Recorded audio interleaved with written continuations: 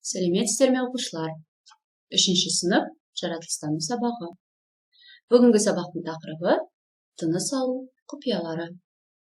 Сабаққа дайын болсаңыздар, әрі қарай жалғастырайық. Бұл сабақта сен адамның қалай тыныс алатынын білесің. Тірек сөзге назар аудар. Көгет.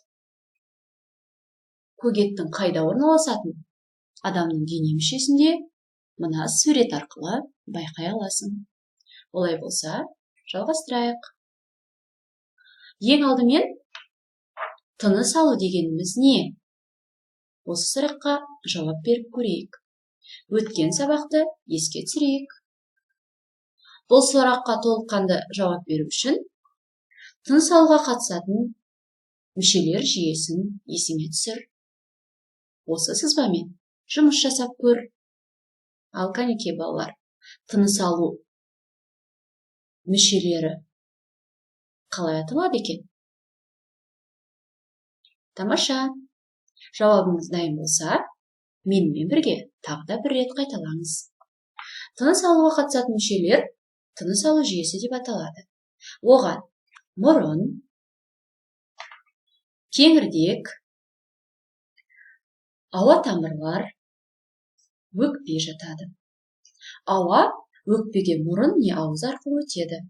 Мұрын қуысында ауа шаңырағы тазартылады, жылынды әрі ылғалданады.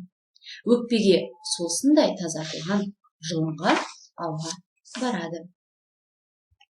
Әрі қарай тыныс алуға қабырғаның бұлшық еттері мен көгет көмектеседі. Олай болса, көгет тыныс алу, тыныс шығару кезінде көгетте болатын өзгерістерді түсіндіріп көрейік. Көгет тыныс алуға көмектесетін желкен тәрізді жалпақ жұқа бұлшық ет. Тыныс алғанда көгет төмен қарай түседі де өкпеде ауаға арналған кеңістік ұлғаяды. Тыныс шығарғанда көгет көтеріледі. Зерттеу жұмысын жасап көр. Оқулығының 57-ші бетіндегі терең тыныс шығарудың көлемі қандай болатын? Деген сұраққа жауап ізде.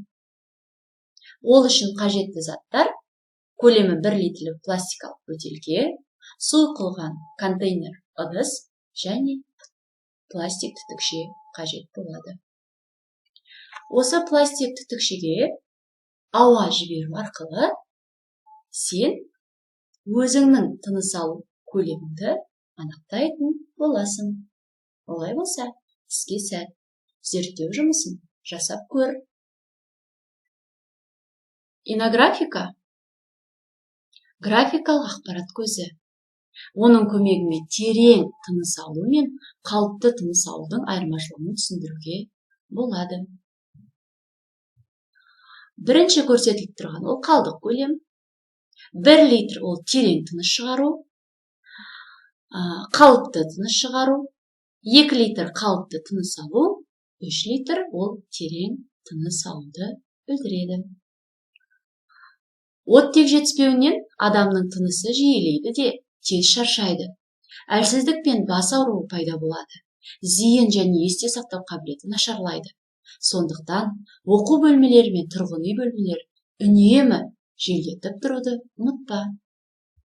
Олай болса, тыныс алу мүшелерін әрі қарай тереңірек танысуға тырысайық. Мұрын қуысы. Тыныс алғанда ауа мұрын қуысына енеді. Мұнда ауа жылынады, ылғалданады және шаңнан тазарады. Сондықтан мұрын арқылы тыныс алған дұрыс. Есіңде сақта. Көптеген инфекция мен вирустар ауа арқылы тарайды. Ауру адам басқаларға вирус жұқтыруы мүмкін. Бұған жол бермеу үшін міндетті түрде бетперде тақ. Қолыңды жиі жу, арақашықтықты сақта. Олай жасамаған әсерінен тыныс алу мүшелеріне зиян келуі мүмкін. Бұл ережелерді сақтап жүресің деген ойдамын. Сен білесің бе? Адам өкпесінің көлемі әдетте 3-5 литр болады. Ал шыныққан спортшылардың өкпесі 7 литрге ұлғаяды. Сондықтан қанша күш жұмсаса да, олардың тынысы тарылмайды. Есіңде сақта. Сабақ сізге түсінікті болса, бүгінгі сабағымызды қорытындылайық. Бүгінгі сабақта сен адамның қалай тыныс алатынын білдің. Тамаша, келесі кездескенше сау болыңыздар.